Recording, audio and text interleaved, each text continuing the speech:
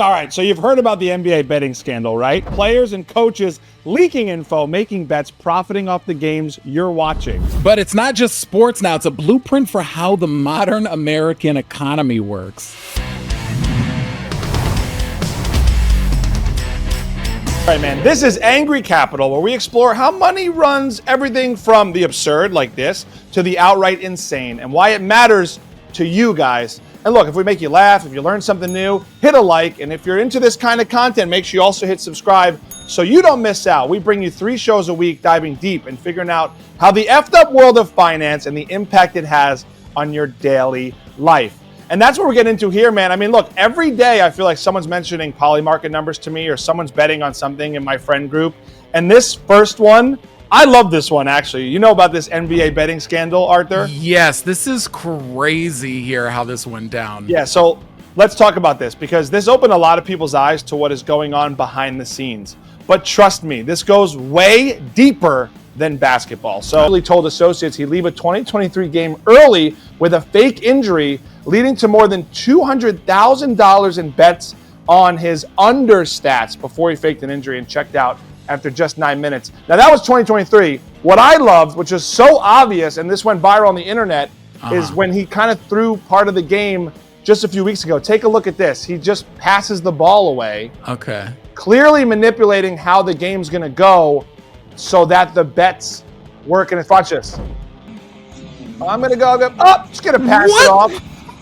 What Can was we see that? Look, it's like, boom, 3. Can we go back? It looks like it's exactly what you would expect for somebody who's in on a gambling ring.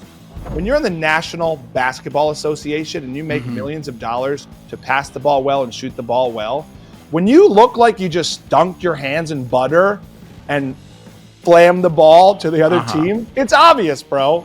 It's super obvious. And people, I know they're screaming at their TVs at this, especially when they've got bets on him, they're losing. They're like, what are you doing? You see it a lot of times and you think, what are these guys doing? And I think that this helps to start to open a lot of people's eyes to, oh, maybe there's something else going on here. I mean, it makes you think about professional sports and betting. I mean, so many of my friends bet on sports and there's so many minute details into what you can bet on now. Right. So you have to think, like we always talk about on this show, you know, corruption and greed can run through everything.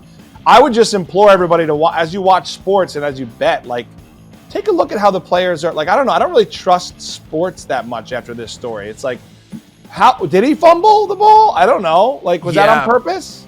And you know, a lot of the guys who are more susceptible to stuff like this are guys on the fringe, like Terry Rozier, who you've never heard of, because they're not making as much. There was a guy who played for the Raptors last year who was like a G League guy on a 10-day contract, not making a lot of money, you know, over 6 figures, but still NBA comparison, nothing. So he's more susceptible to trying to dip his toe in some of this gambling money. That's who these mafia guys are going after as targets to be insiders. It's crazy, man. And this is nothing new. We know in professional sports, from Pete Rose all the way up to today, there's always been betting and scandals happening.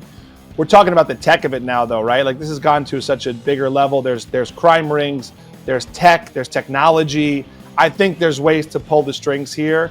And this is just a funny way because, like, the internet caught this guy. I think the internet helped.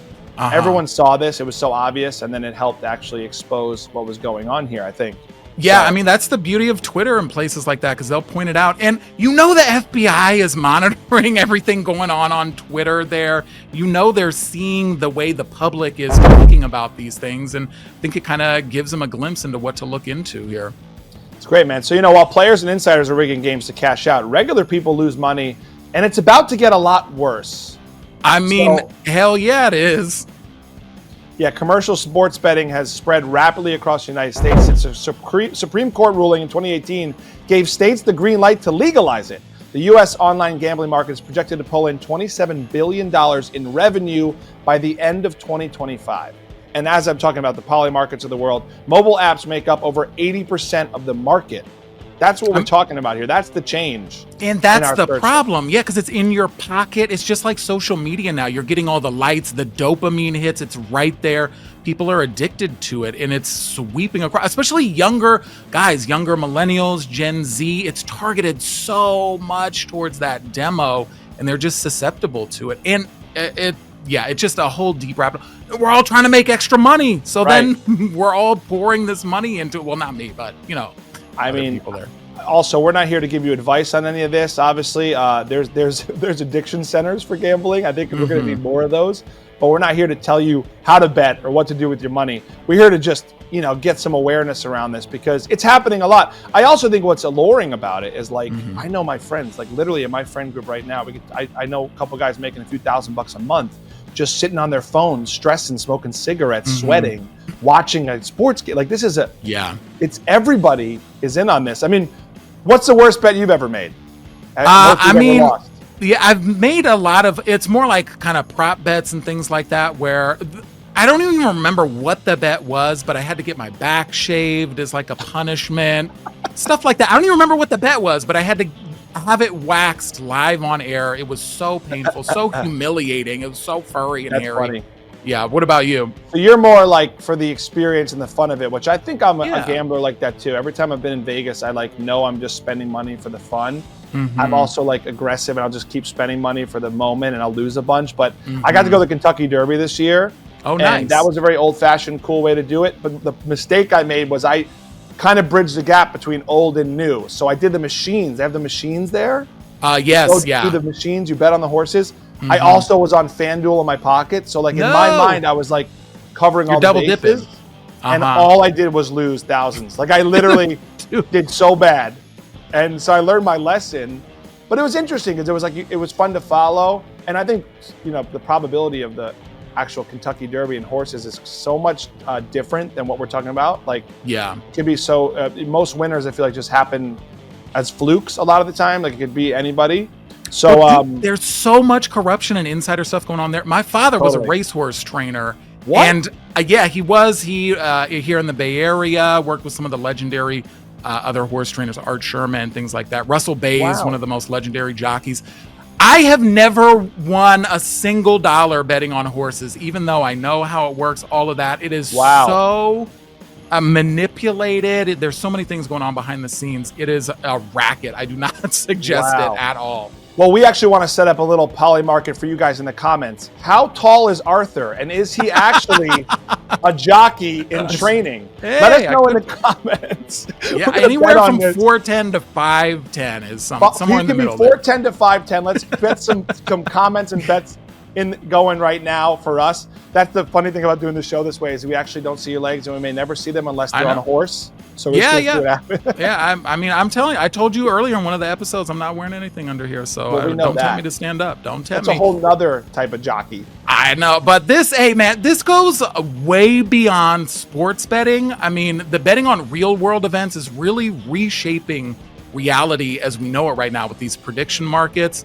And I mean, up until I think a few months ago, a lot of people didn't really understand what these were. Like, what the hell are prediction markets? I'm going to break it down in 30 seconds if you don't know. So they allow you to bet on the outcome of nearly anything. And you're betting against other people instead of a casino or a bookmaker. And it's just a simple yes, no option on nearly any outcome, sports, politics, culture, anything that you can think of.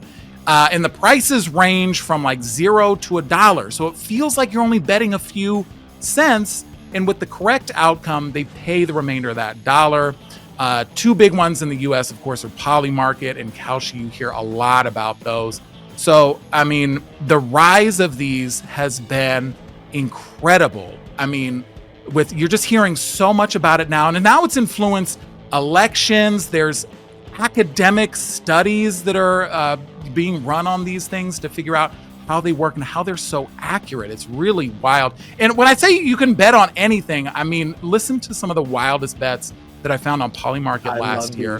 I mean, $1.5 million was bet on whether the U.S. will confirm aliens exist in 2024. There were $43K worth of bets on whether Donald Trump will do a podcast with the Haktua girl. Haktua, I love her. Haktua. I'm actually kind of surprised that didn't happen. I can see it happening. Bets on whether or not the Earth is flat. How are you going to prove that, by the way? Anyway, they bet a lot on Elon Musk and stuff that he'll tweet about or how many times he'll tweet a week. Over $1 million in volume on those. And 138,000 in bets on whether Trump will say tampon. Look at this great product. You're gonna love it. I mean, just some of the ridiculous things people are betting on. There was a huge scandal, too, about whether Zelensky wore a suit to his meeting with Trump. And people were pissed because they said it wasn't a suit, but it was a suit. $160 million on bet on his suit. It was crazy. You know what I like about this, Arthur, is like, this is the internet culture catching up with the world where like, the entrepreneur in me is like, you can make money off anything now, like literally anything you could have people bet on. Yeah. And people are here for it. I mean, these numbers show you 1.1 million on how much Elon's going to tweet. This is the internet taking advantage of the way the culture is going and being like, what's really going to happen here? I think it's funny as hell. It's so random. It's so internet-y. I know. It's funny. Yeah, I do agree. It's funny on the surface at first, because this is the stuff you would do with your friends, right? Where just like informally, hey, I bet you $20 that, Paul is going to wear a suit when he goes out to the club tonight, something like that, But now there's real stakes going on here. Well, I think the difference too is it's in your pocket, like you said. Like this has always happened, but we have such accessibility to this, and it does feel like you're not betting a lot, on a lot of these apps, and all of a sudden you either win big, you lose big. Like the drug of this is so alluring to so many people. Yeah. And I love history, right? So like prediction markets aren't new. They have an amazing history. So they go all the way back to ancient Greece, of course, 16th century. Informal betting markets were used in Italy too to predict the next pope. They were even used in the US before the rise of scientific polling and the crackdown on gambling in the late 30s. And then in the 80s, the University of Iowa started using them for political polling. So this has been happening for a long time. It's also interesting. This just happened a few days ago, the New York election. I was talking to my cousin in New York, and he was referencing Polymarket numbers to me, not the news, not polls. Oh, yeah. He said, no, Mamdani will win. This is the numbers on Polymarket. It's a fact. So what's interesting is these things are shaping the analytics of what ends up happening, and it actually shapes markets. And the numbers there are actually really accurate too, which is surprising. Dude, they say it's 95% accurate for events like this, like pop culture and stuff. I mean, when it comes to betting on finance and things like that, it's a little bit lower. It's around like 70%, but 95% accurate. I mean, yesterday, when the market was crashing, crypto was crashing, I wasn't going to the charts and looking at what was going on. I went over to Polymarket to see if people were betting on whether it would go up or not. Yeah. And I feel shameful to admit this, but I was using that to make decisions on what to do, if I should pull some out, if I should add more, what to do. I felt like a complete degenerate using gambling statistics to figure things out. But this is the world we live in now, and this is where reality is. I don't think that you're degenerate. I think you're smart. I think it's like adapt or die in terms of the times we're in. So like maybe you don't have to go there and lose your savings, but you could go there for information. I think that's what's interesting about elections. That's what's interesting about culture, things happening in the country and other countries. 9 times out of 10, if it's a cultural event, if things are happening, you can see statistics there and numbers there that can help you. And this ties into investing and the stock market. There's a lot going on here that's swaying bigger things, right? Oh, absolutely. And speaking of, the government too, this is wild. Listen to this. So doing some digging online, I found a lost archived internet article that showed in 2003, the Pentagon's research agency, DARPA, tried to launch a policy analysis market where traders could wager on terrorist attacks. The idea, this is real, was to crowdsource intelligence by turning global instability into a predictive market. But I guess we could have hope because Congress found out about this and they shut it down that day. Maybe back in 2003, government cared more. I don't know. A little bit more ethics. Now. Yeah, I'd say some. Yeah, just slightly more ethics. But I mean, it just shows you how powerful of a tool. And you're talking about the history of it going all the way back to ancient Greece in the 1600s and the way that it's used in Iowa. Like, there's a reason why people want to get this information, crowdsourcing it to figure out the temperature on where things are going to go. I also want to point out DARPA was also behind the invention of the internet as well. So I feel and again, I know I have my tinfoil hat on here a little bit, but I do feel like some of these things are technologies that come out all of a sudden years later, and you find out they're produced by government agencies is a way to kind of gauge what's going on with people, the way they think, the way they spread information, all of that. Sure. I have no doubts that they have their fingers in this in some way. Are you saying Al Gore invented Polymarket? Is that what you're saying here on this show? No, I'm saying the Department of Defense, those Yeah. guys are 10, 20 years ahead of everybody Yeah. else with what's going on. Yeah, you're probably, I mean, look, you're probably not far off. I mean, just look into what DARPA did around the internet as well. You can do your own homework there. But I mean, this whole game has changed now, especially because of the way it influences elections. I don't know if you Right. remember, like in the 2024 election, the race between Trump and Harris, it was pretty much a coin flip, like all the polling that was going on.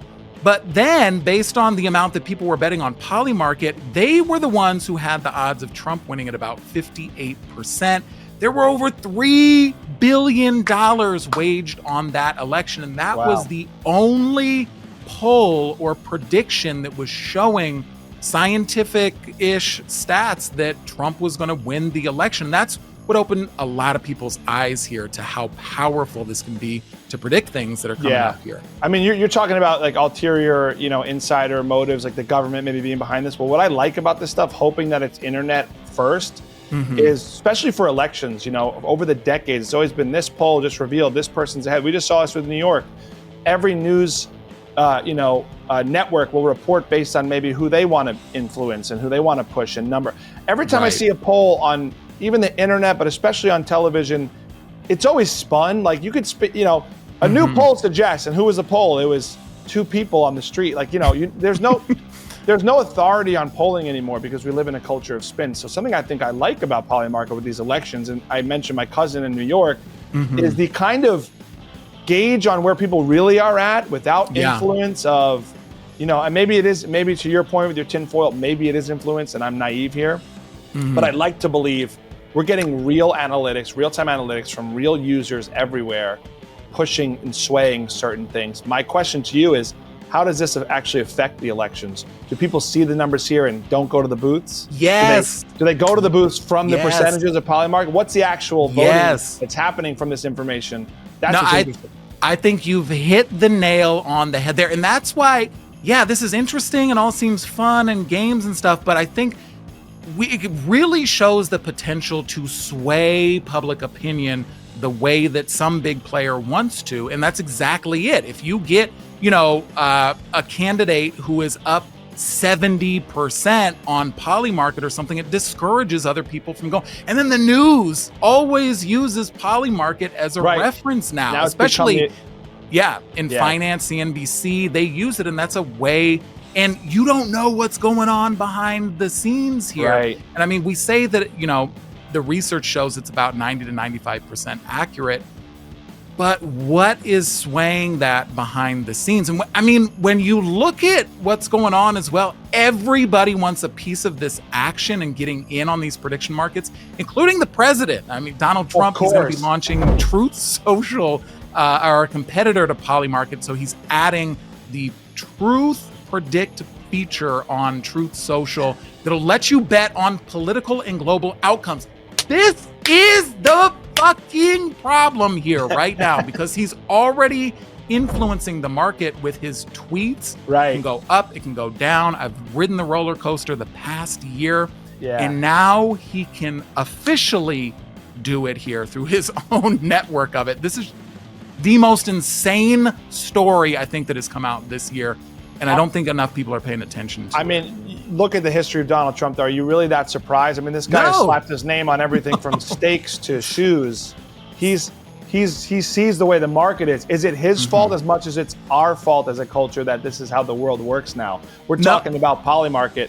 This is what everybody's doing. I think he's going to get a more biased, maybe, percentage from his base. I mean, a lot of people who like Donald Trump are on Truth Social and lean more that way versus a Polymarket is maybe not as one-sided. I don't know. I also want to go back for a second because I think this is worth noting about the Polymarket just real quick is the accuracy. 90% you said predicting events. I also just want to mention 94% predicting events in just hours before they happen. Yeah. That's why it's that's crazy. I think for Trump though, I'm going to call him out here. Is the accuracy really going to be that broad of a scope of users to actually have that amount of accuracy? I don't think so. Well, I think that, I don't think anybody's really going to care about the accuracy of that. It's all going to be about the way that they can kind of read the tea leaves with what he's going to tweet or truth or whatever they call it in order to influence these things here. So, I mean, it opens a Pandora's box, as we see, for the way that any sort of tweet, news, info, comment, interview, anything like that can sway financial markets and now especially betting markets here. And you bring up a good point where you're like, can you blame him? No, not necessarily. This is capitalism. This is the way. Now, I don't think that usually it used to be presidents would divest from their, financial interests and things like that while they were in office. So that's why this is just crazy to me. But I mean, it is free market capitalism. I guess. To your point, it's interesting how he could pull the strings, and he already does this with the stock market. He always does this with the market, with tariffs, and one tweet can sway, and this for an entire day. And so it is kind of adding insult to injury by adding this feature that he then can have manipulated to his benefit, to anybody's benefit. I mean, it's almost kind of tying back to that NBA story. It's like this is sort of this happening on social media in a very obvious way that somehow is not illegal. It's like, this is his app. He could do this the way he wants, or I guess, who knows? And maybe time will tell who's the mob behind these motives, or who's, I think maybe people try and go after this eventually. I'm not really sure. Yeah, I mean, and especially now because of the tie, a lot of this is done on the blockchain. So there's big ties to crypto as well, which is already starting to it already had a bad reputation. Then it got a little bit better with the ETFs. But after some of the manipulation that's been going on behind the scenes, especially from places like Binance and their CEO, CZ, who got a pardon from Trump, now they're making a big push into investing in these prediction markets, CZ especially. You're just seeing the kind of cross-section of manipulation all coming together here in these prediction markets and the way they sway people's opinions. Totally. And like we always talk about, man, like it's all new tech in a way. Humans are similar, tech is new. It's more obvious and in our face and public than ever before. That's what I think you're getting at there as well. Right. What if people gamble their own money on pop culture and politics? Man, this goes way deeper than you can imagine, all right? Research shows that traders can exploit prediction markets by manipulating public perception. Kind of what we're talking about with Trump here. For example, someone bets on candidate A to win an election when the odds are low, then spreads fake stories claiming A is surging in key states, or that candidate B is caught in a scandal. As the rumor spreads and the market reacts, the odds rise and the manipulator sells for a huge profit. The study, because lies spread faster than facts, misinformation may always have the upper hand. Now that is where we're at. That's what's crazy. Yes, that's where, you can benefit off of lies more than the truth. That is the crux of it, of being able to spread these rumors. Because we've seen it now for like a decade with the spreading of fake news on both sides. You never can really tell what is real and what's not. And now you do it to influence these prediction markets and make money off of it. I mean, I do think Trump is a master at this, and I think we as a culture eat it up. The guy could say one dumb word, tweet one dumb thing, and it can move markets. And I think he's aware, or his team is aware. Like they know.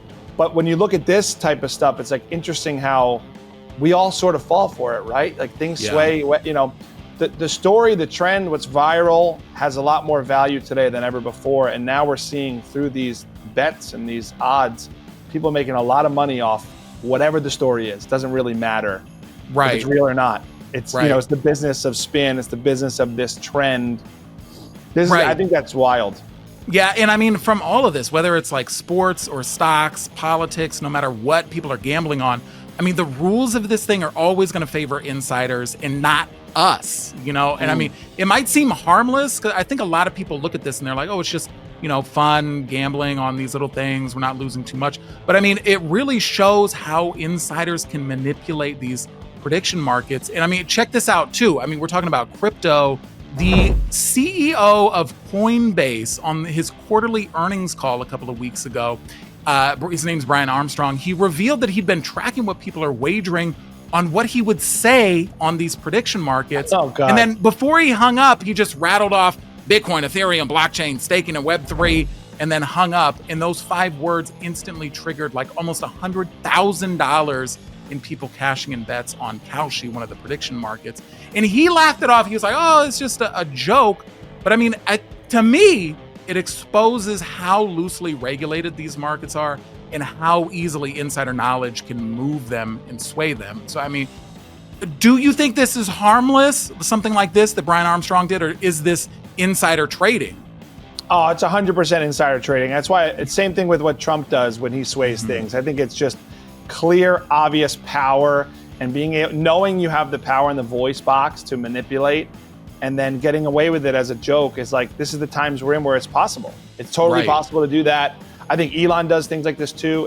It's totally easy to pull off because, like, again, who's regulating this? Well, nobody. That's the thing. Is that, I was looking into all of this. Like, the SEC is supposed to investigate insider trading on the stock market, but this is classified as a commodity. So it's kind of lumped in as the same thing as like livestock and soybeans and stuff like that. Yeah. So it's governed by a completely different body who has been gutted over the past year. They don't have the resources. And there's been interviews with guys who work for them who are like, we don't know how to police this stuff. We're a small team. We can't be regulating NBA bets and billions of dollars and all these billion-dollar markets. It's crazy. And I mean, like, nothing is sacred anymore. They're even like there was a little insider trading going on the Nobel Peace Prize there just in the end of October.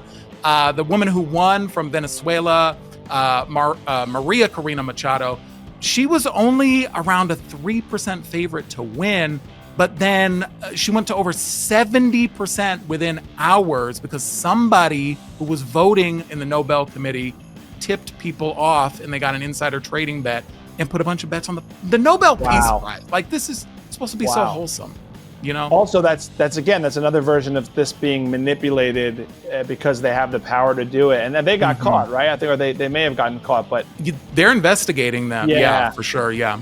And she's just like, I had no idea, but I'm going to get it. Wow. Yeah. This is crazy. I wasn't expecting this. And look, I feel like we bring this up all the time, man, but we talk about humans. We talk about how we all love this as a culture. But there's an AI threat when we talk about this topic Always. as well. Yeah. One study analyzed 86 million bets on Polymarket and found that hundreds of automated wallets locked in risk-free profits totaling almost $40 million. Okay? Damn. Dude, the most active accounts, some placing over 10,000 bets each, showed clear patterns of bot-like behavior, making most of their money by exploiting political event markets for small gains that added up big. So we got bots in there swaying. This is where the risk is, though. When we're talking about elections, we're talking about things that actually change our culture. And you got thousands of bots also swaying things. And that's what I think is happening a lot, too. Like with elections, I think sometimes campaigns maybe going in there, someone from the campaign, and then someone from there, a bunch of untraceable campaign efforts could be botting up Polymarket. We don't even know. Yeah, I didn't even think about that, but wait until all the campaign financing goes into placing bets on Polymarket. Like, you're taking $50 from a little grandma down the street for, she's donating to a political candidate, and they're going and using that on Polymarket, gambling to sway the election. I didn't even think about that. That's crazy. Yeah, right? And so we talk about all this, and you think, that someone's regulating this, right? We have to think that. We got to think someone has some regulation on all of that. Yeah, but no, they're not. Like, like I was saying, like the CTFC are the people who are regulating this. This was a small federal agency that was built to regulate agricultural futures. Yeah. Soybeans, cattle, stuff like that. Not crypto, prediction markets, UFC bets on DraftKings. Like, they're in way over their head here. This is not the SEC, which has the teeth to go after people like Sam Bankman-Fried, Bernie Madoff. These guys are a little cowboy farmer. They don't know what's going on here. Yeah, they don't have the resources either, man. They weren't built to do this thing. And I think, Trump's getting in the game. I don't really know under this administration why there would be any regulation on this when money's being made. I mean, if you look at it from that point of view, why would you bother? Right. I mean, that's the thing. And also, I mean, Trump's sons are both advisors on both of the big prediction markets as well. They advise them. I mean, just the collusion. I know this isn't political and this isn't a political say or whatever. These are just facts. I mean, they're cooperating with some of these things, and you just have to question when you see what's going on. Is this going to benefit me or somebody else? But wait, man, you know I'm an optimist. As much as we're angry on this show. Okay, what are we optimistic about with this here? There are some upsides to all this, right? Okay. Legal sports betting generates significant tax revenues for state and local governments, which can be directed towards education and infrastructure. Is it from this? I don't know. There's also the forecasting accuracy, which I think is really interesting. You know, these markets often are so accurate. They're better than traditional polls or expert opinions because participants are financially incentivized to be truthful. So I think we're getting real-time accuracy and analytics that is very valuable for the world. I've been talking about this episode. I like the accuracy. And then the real-time information, you know, unlike polls that offer like snapshots, these prediction markets provide continuously updated real-time probabilities. That's something that's kind of new. If you look at how things have gone, it's like the internet, but it's even more accurate with the probabilities. So I think it's a valuable tool for businesses, policymakers. I'm trying to spin this to look at it like AI. Maybe if we have regulations that we can use it like a tool before it takes over the world and kills everyone, maybe it's good. I do think that though a lot of those things are benefits, but we just kind of have to, like you said, some sort of regulation in order to make sure you preserve the integrity of this. This can be super valuable for basing policy decisions, for us basing decisions on our day-to-day lives. It's just something to check in on. But if it's being manipulated, I mean, you just can't trust it whatsoever.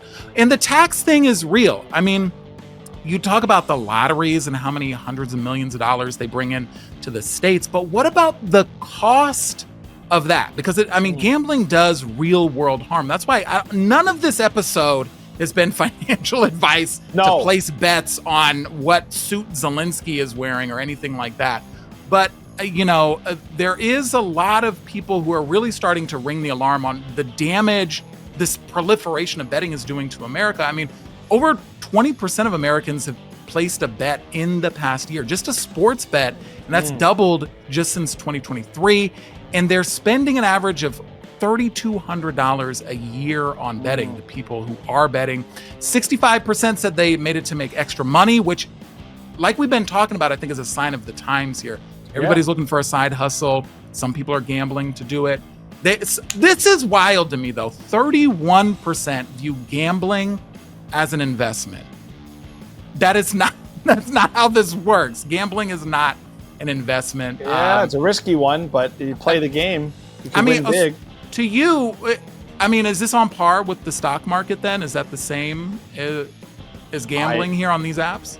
Right, yeah. Yeah, I think a lot of times it can be. 14% admit they've gone into debt because of it, and 30% plan to increase their bets going into next year. So it just shows you how much money people are spending on these things. And this ruins lives. Like, I was just, before we started recording this, like, I was just looking on Reddit to find people who had just like these horror stories of people losing money. There's, people who are down millions of dollars betting on prop bets in the UFC. There was somebody I found who was down $700,000 who was betting on the weather. Like, this is where it gets bad, and this stuff can ruin futures for people. I agree. I also think that the numbers coming in from like how we feel as a society, and these numbers are not from Polymarket, but this is from the Pew Research Center. 43% of U.S. adults said the fact that sports betting is now legal is a bad thing for society. That's up 34% in 2022. 40% also said it's bad for sports, which we've seen with some of these stories. The shift in opinion was especially notable among men under 30, where almost half of them now view it negatively. While legalization has brought revenue and access, there's concerns, obviously, over what this is doing for society. And I think that what it's doing is going to continue. Like, I try to be a realist with this type of stuff. Same with AI. Like, it's here. We can't avoid it. That's why I'm saying some of the benefits, maybe we can use some of the benefits for our culture for the future. Will there ever be regulations? Who knows? I don't even know if these numbers are true because I didn't see them on Polymarket. Do I just read? You don't even Let me know. look I it up. want real. Let me see. Yeah. Let's go to real time. This just helped an election like just recently. Let's go to I real know. time and see how people feel about betting now on the betting apps. I mean, Oh, no. Oh, I'm going to place a 33-cent bet that these are not real numbers. I'm betting right now. there you go. on Polymarket. There And we also, go. guys, again, not financial advice, but we do want you to comment and let us know some of your gambling stories. Give us some of your worst bets you've ever made, most money you've ever made. Like, what's happening with you out there? Are you on these apps? Comment how you gamble in 2025. That's what I'm curious about. Gambling on war. I'm taking some bets out. The U.S. is invading Venezuela at some point before the end of the Jeez. year. I mean, that's terrible and dark, but it's a real bet on Polymarket right now. Well, look, our goal with this show is to grow our audience. So I want to get to a level where we can get your height on Polymarket in a real way where lots of people care and get invested. And then we'll do a reveal where you stand up on camera. I figure will, out- but I'm going to tell you ahead of time how tall I really am, and then you can, kind of sway things a little bit. That happened to you during the pandemic. This happened to me recently. I did a Zoom meeting and then I meet the guy in person. I'm like, what the hell? You're huge. You carry yourself on the camera like you're tiny, but you're big in real life. You'll never What's the know. probability? Let's bet on it. You'll never know. All right, let's go. Listen, guys, we're here 3 times a week. Make sure to hit subscribe, like, come on back. We're 2 guys trying to figure out how to make money, save money, and do all things in between. This is Angry Capital. We'll see you next time. This show is sponsored by Galileo FX, the only automated trading software that shows you the wins and losses before you buy. Learn more at store.galileofx.com.